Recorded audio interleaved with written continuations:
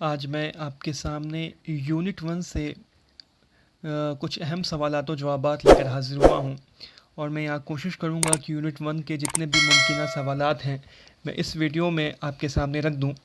तो मैं इस वीडियो को शुरू करने से पहले सबसे पहले मैं उन सवालात को लेना चाहूँगा जो मैंने यहाँ पे नोट नहीं किया है।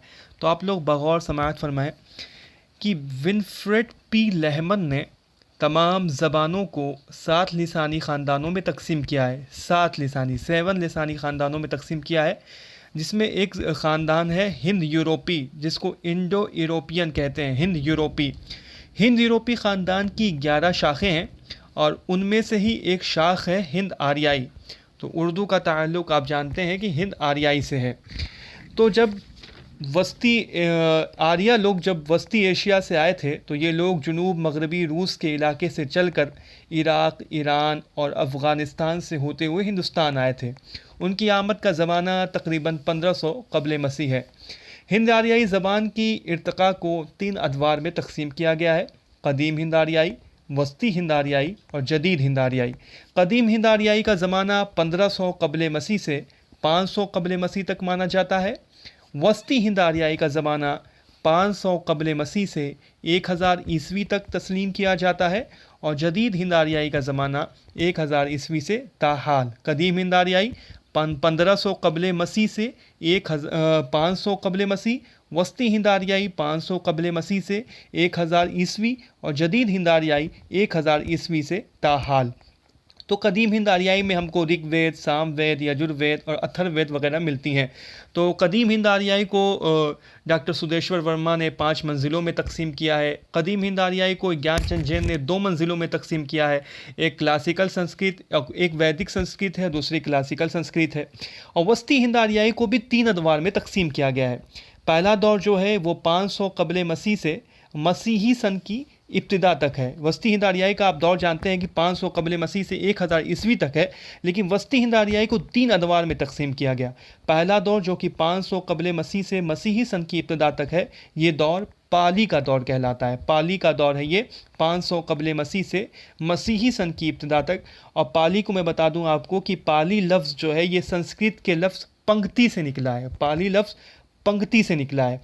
पाली जो कि प्राकृत का पहला रूप तस्लीम किया जाता है और पाली ज़बान को कदीम मगधी भी कहा जाता है। पाली ज़बान को कदीम, ये सवाल अगर आता है कदीम मगधी किसको कहते हैं, तो कदीम मगधी पाली को कहते हैं। और इसी ज़बान में बुद्ध और जैन मत की तालीमात मिलती हैं। बुद्ध और जैन मत की जो मजहबी किताबें हैं वो पाली ज़बान में मिलती हैं। ये हो गया वस्ती हिंद आर्याई का पहला दौर। दूसरा दौर जो है ये प्राकृत का दौर है, जो कि मसीही सन की इब्तिदा से 500 ईस्वी तक है। तो 500 क़ब्ल मसीह से मसीही सन की इब्तिदा तक है पहला दौर, फिर मसीही सन की इब्तिदा से 500 ईस्वी तक ये है दूसरा दौर, जो कि प्राकृत का दौर कहलाता है। और मैं आपको बता दूं कि प्राकृत किसी एक ज़बान का नाम नहीं है, बल्कि ये ज़बानों के मजमूए का नाम है, जिसमें महाराष्ट्री, शोरसीनी, मगधी, अर्ध मगधी और पेशाजी, ये 5 ज़बानें हैं। महाराष्ट्री, शोरसीनी, मगधी, अर्ध मगधी और पेशाजी। और प्राकृत का माना भी मैं आपको बता दूं कि प्राकृत का माना ऐसी ज़बानें हैं जो अपने फितरी अंदाज में फल फूल रही हों। तीसरा दौर जो है ये 500 ईस्वी से 1000 ईस्वी तक है और ये दौर अपभ्रंश का दौर कहलाता है। और अपभ्रंश के माना होते हैं बिगड़ी हुई ज़बान के। तो वस्ती हिंद आर्याई को 3 दौर में तकसीम किया गया। पहला दौर 500 क़ब्ल मसीह से मसीही सन की इब्तिदा तक, ये दौर पाली का दौर है। दूसरा दौर मसीही सन की इब्तिदा से 500 ईस्वी तक, ये प्राकृत का है। फिर 500 ईस्वी से 1000 ईस्वी तक ये अपभ्रंश का दौर है। और हिंदुस्तान में जो जदीद ज़बानों की पैदाइश हुई है इसी अपभ्रंश से हुई है। और अपभ्रंश की 4 किस्में हैं: शोरसीनी अपभ्रंश, मगधी अपभ्रंश, अर्ध मगधी अपभ्रंश और महाराष्ट्री अपभ्रंश।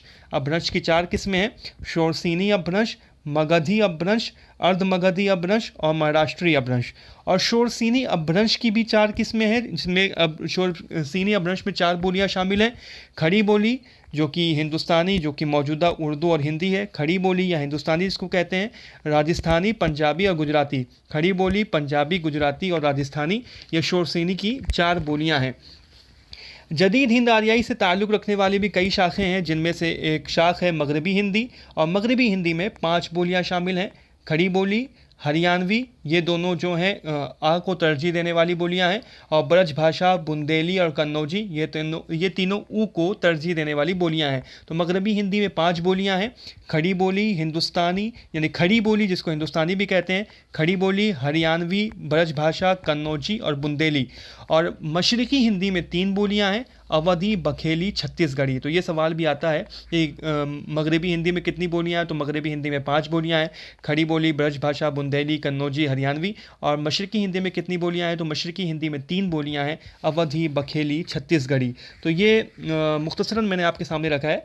तो उर्दू का ताल्लुक़ किस ख़ानदान से है?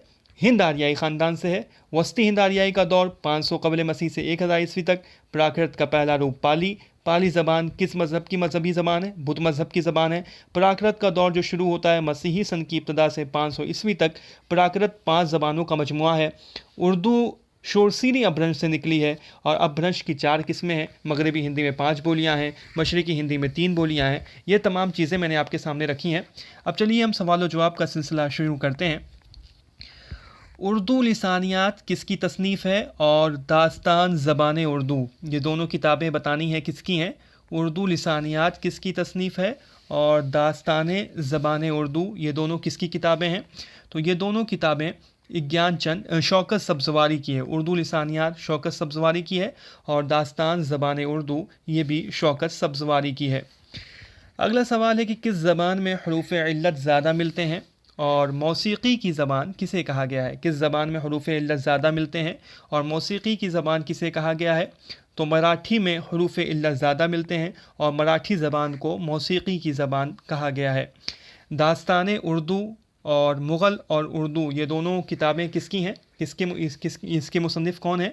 दास्तान उर्दू और मुग़ल और उर्दू, तो ये दोनों किताबें नवाब नसीर हुसैन ख़याल की है। प्राच्य से कौन सी बोली मुराद है, तो प्राच्य से मगधी और अर्ध मगधी ये दोनों बोलियां मुराद हैं प्राच्य से। अपभ्रंश के कवायद किसने तहरीर किए थे, तो अपभ्रंश के कवायद हेमचंद्र ने तहरीर किए थे।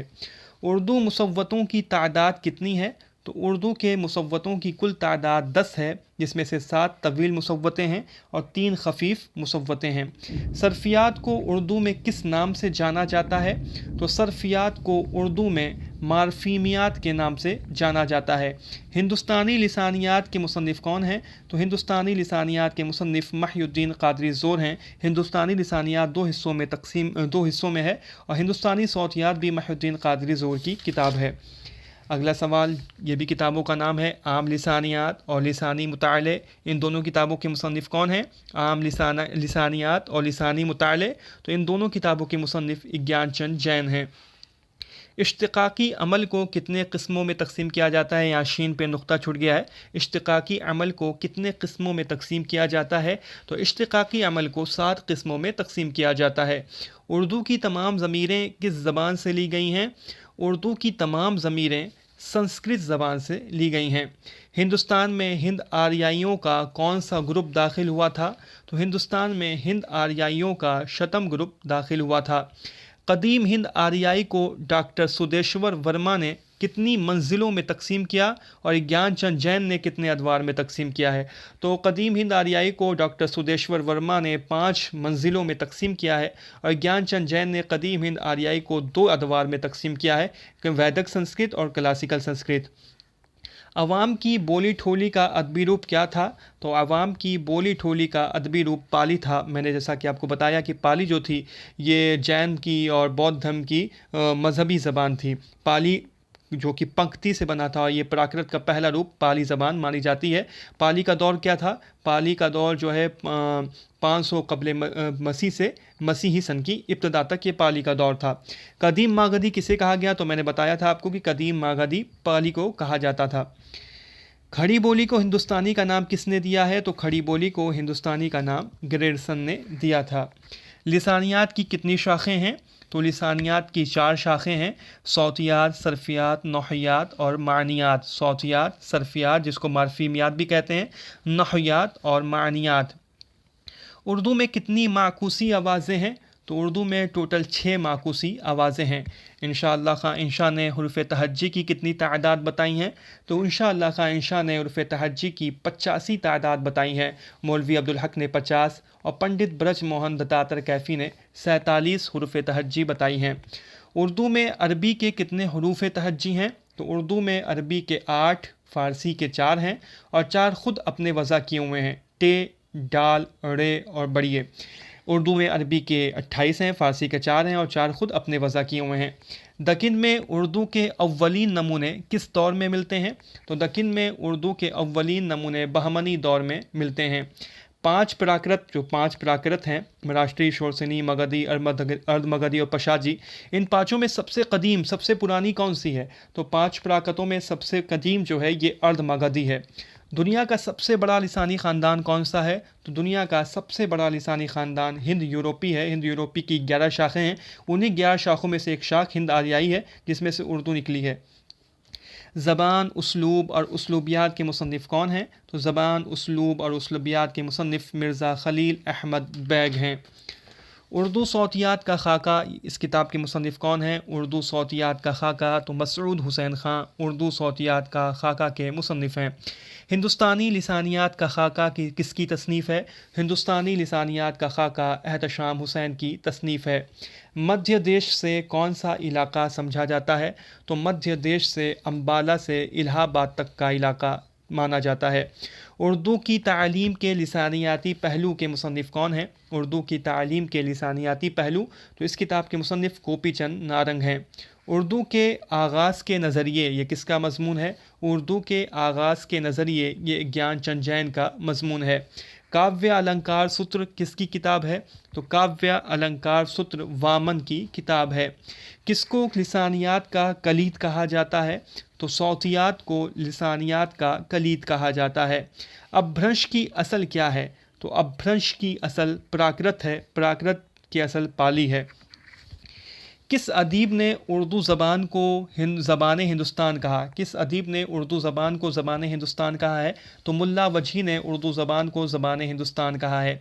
किसने हिंदी और हिंदवी के अलावा ज़बान दहली भी लिखा? तो अमीर खुसरू रहमतुल्लाह ने, अमीर खुसरू ने हिंदी और हिंदवी के अलावा ज़बान दहली भी लिखा है। उर्दू की नशो नुमा और उर्दू की ज़हनी तारीफ़, ये दोनों किताबें किसकी हैं? उर्दू की नशो नुमा और उर्दू की ज़हनी तारीफ़, ये दोनों किताबें असगर गोंडवी की हैं। सबसे पहले ज़बान का नाम उर्दू किसने मुस्तनद करार दिया? तो सबसे पहले ज़बान का नाम उर्दू जो है ये इमाम बख्श नासिख ने करार दिया था, उर्दू। उर्दू की समाजी बोली कौन सी है? तो उर्दू की समाजी बोली करखंदारी है। उर्दू की समाजी बोली करखंदारी। लिसानियात का ये अटल उसूल है कि बोल चाल की ज़बान जितनी तेज़ी से बदलती है, अदब की ज़बान उसका साथ नहीं दे सकती। ये किसका कौल है? कि लिसानियात का ये अटल उसूल है कि बोल चाल की ज़बान जितनी तेज़ी से बदलती है, अदब की ज़बान उसका साथ नहीं दे सकती। ये कौल मसऊद हुसैन ख़ान का है। एक भाषा, दो लिखावट और दो अदब के मुसन्निफ़ कौन हैं? एक भाषा, दो लिखावट, दो अदब के मुसन्निफ़ ज्ञानचंद जैन हैं। उर्दू की नई किताब के मुसन्निफ़ कौन हैं? उर्दू की नई किताब के मुसन्निफ़ गोपी चंद नारंग हैं। अगला सवाल जो कि कौल है, बताना है किसका कौल है कि कदीम उर्दू की तश्कील बराह रास्त दो आबा की खड़ी और जमुना पार के हरियाणवी के ज़ेर असर हुई। कदीम उर्दू की तश्कील बराह रास्त दो आबा की खड़ी और जमुना पार के हरियाणवी के ज़ेर असर हुई। ये कौल मसऊद हुसैन ख़ान का है।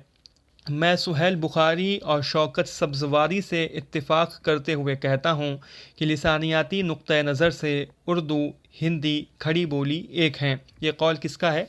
मैं सुहेल बुखारी और शौकत सब्ज़वारी से इत्तेफ़ाक करते हुए कहता हूँ कि लिसानियाती नुक्ते नज़र से उर्दू, हिंदी, खड़ी बोली एक हैं। ये कौल ज्ञानचंद जैन का है।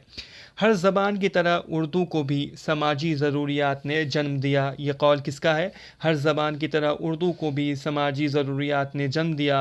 ये एहतशाम हुसैन का कौल है।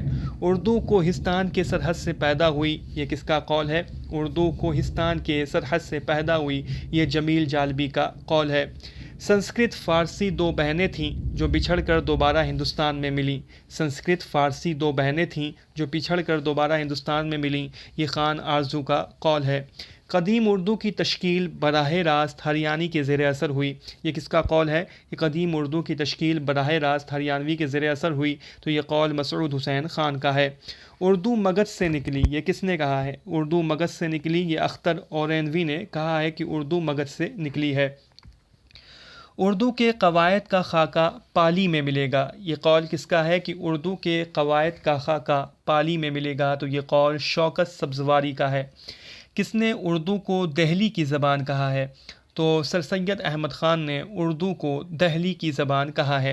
ये कौल है, बताना है किसका कौल है कि अगर ये कहा जाए तो ये सही है कि उर्दू उस ज़बान पर मबनी है जो पंजाब में 12वीं सदी ईस्वी में बोली जाती थी। अगर ये कहा जाए तो ये सही है कि उर्दू उस ज़बान पर मबनी है जो पंजाब में 12वीं सदी ईस्वी में बोली जाती थी। ये कौल महिउद्दीन क़ादरी ज़ोर का है। उर्दू ने कदीम मगरबी हिंदी से तरक्की पाकर मौजूदा रूप इख्तियार किया है। ये कौल किसका है कि उर्दू ने कदीम मगरबी हिंदी से तरक्की पाकर मौजूदा रूप इख्तियार किया है? तो शौकत सब्ज़वारी का ये कौल है। उर्दू खड़ी बोली से तरक्की पाकर बनी जिसकी बाबत अर्ज़ किया जा चुका है कि वो दहली और मेरठ के नवाह में बोली जाती थी। उर्दू खड़ी बोली से तरक्की पाकर बनी जिसकी बाबत अर्ज़ किया जा चुका है कि वो दहली और मेरठ के नवाह में बोली जाती थी। ये कौल शौकत सब्ज़वारी का है। अ को तरजीह देने वाली बोलियां कौन सी हैं? तो अ को तरजीह देने वाली बोली खड़ी बोली और हरियाणवी है। बुंदेली, कन्नौजी और हरियाणवी ये ऊ को तरजीह देती हैं। किसने उर्दू की जाए पैदाइश उड़ीसा करार दिया है? तो डॉक्टर सुहेल बुखारी ने उर्दू की जाए पैदाइश उड़ीसा करार दिया है। हिंदुस्तान के जदीद ज़बानों की पैदाइश प्राकृतों से नहीं बल्कि अपभ्रंशों से हुई। हिंदुस्तान के जदीद ज़बानों की पैदाइश प्राकृतों से नहीं बल्कि अपभ्रंशों से हुई। ये कौल महिउद्दीन क़ादरी ज़ोर का है। उर्दू अकबर के अहद में पैदा हुई और शाहजहाँ के ज़माने में इसने फ़रोग़ पाया। उर्दू अकबर के अहद में पैदा हुई और शाहजहाँ के ज़माने में इसने फ़रोग़ पाया। ये मीर अम्मन का कौल है। मीर अम्मन 1732 में पैदा हुए, 1808 में इनका इंतकाल हुआ है। इनकी बहुत ही मशहूर किताब बागो बहार 1804 में किताबी सूरत में शाये हुई थी। उर्दू अरबी, फ़ारसी, तुर्की और ब्रज भाषा पर मुश्तमिल है। उर्दू अरबी, फ़ारसी, तुर्की और ब्रज भाषा पर मुश्तमिल है। ये कौल इंशा अल्लाह खां इंशा का है। किसने उर्दू की जाए पैदाइश दकिन करार दिया है? तो नसीरुद्दीन हाशमी ने उर्दू की जाए पैदाइश दकिन करार दिया है। नसीरुद्दीन हाशमी की बहुत ही मशहूर किताब है दक्कन में उर्दू। उर्दू मुख्तलिफ़ ज़बानों के मेल जोल का नतीजा है। ये कौल किसका है कि उर्दू मुख्तलिफ़ ज़बानों के मेल जोल का नतीजा है? तो ये कौल मीर अम्मन का है। उर्दू की असल सिर्फ़ खड़ी बोली और सिर्फ़ खड़ी बोली है। उर्दू की असल सिर्फ़ खड़ी बोली और सिर्फ़ खड़ी बोली है। ये ज्ञानचंद जैन का कौल है। उर्दू बालाई दोआबे में बोले जाने वाली ज़बानों की तरक्की याफ्ता शक्ल है। ये उर्दू शौकत सब्ज़वारी का ये कौल है कि उर्दू बालाई दोआबे में बोली जाने वाली ज़बानों की तरक्की याफ्ता शक्ल है। शौकत सब्ज़वारी का ये कौल है। उर्दू की जाए पैदाइश सिंध किसने करार दिया है? तो उर्दू की जाए पैदाइश सिंध सैयद सुलेमान नदवी ने करार दिया है। नुक़्श सुलेमानी में उन्होंने अपनी ये बात रखी है कि उर्दू की जाए पैदाइश सिंध है। उर्दू की जाए पैदाइश पंजाब किसने करार दिया है? तो उर्दू की जाए पैदाइश पंजाब महमूद शिरानी ने करार दिया है, जिनको तहक़ीक़ का मुअल्लिम अव्वल कहा जाता है। उनकी किताब पंजाब में उर्दू, तो ये उनकी किताब है जिसमें उन्होंने अपना ये ख्याल ज़ाहिर किया है कि उर्दू पंजाब में पैदा हुई। उर्दू ब्रज भाषा से निकली है, ये किसका मानना है? तो उर्दू ब्रज भाषा से निकली है, ये मोहम्मद हुसैन आज़ाद का मानना है। और इन्होंने आब हयात के आगाज़ में ही ये बात लिखी है कि इतना बात तो हर इंसान जानता है कि उर्दू ब्रज भाषा से निकली है। ये मोहम्मद हुसैन आज़ाद का कौल है। उर्दू का मस्कन दो आबाए गंगो जमन, ये किसने करार दिया? तो उर्दू का मस्कन दो आबाए गंगो जमन ये शौकत सब्ज़वारी ने करार दिया है। तो कुछ और बातें मैं आपको बता दूं कि हरियाणवी जो ज़बान है उसका दूसरा नाम बांगड़ो और जाटो भी है। और सरफियात जिसका नाम मार्फिमियात, जैसा कि मैंने बताया, जो आर्य थे ये मगधी को हकारत की नज़र से देखते थे। आर्य जो थे ये मगधी जो बोली थी इसको हकारत की नज़र से देखते थे। और मशरक़ी हिंदी में 3 बोलियां हैं, अवधी, बखेली और छत्तीसगढ़ी। और मगरबी हिंदी में 5 बोलियां हैं, खड़ी बोली, ब्रजभाषा, बुंदेली, कन्नौजी और हरियाणवी। तो ये मैंने आपके सामने यूनिट 1 से लिसानियात से और उर्दू ज़बान और अदब की तारीख़ से मुतालिक कुछ अहम सवालात जवाबात रख दिए हैं। आप इस वीडियो को लाइक करें और चैनल को सब्सक्राइब करें। जल्दी हम अगली यूनिट से भी वीडियो अपलोड करेंगे।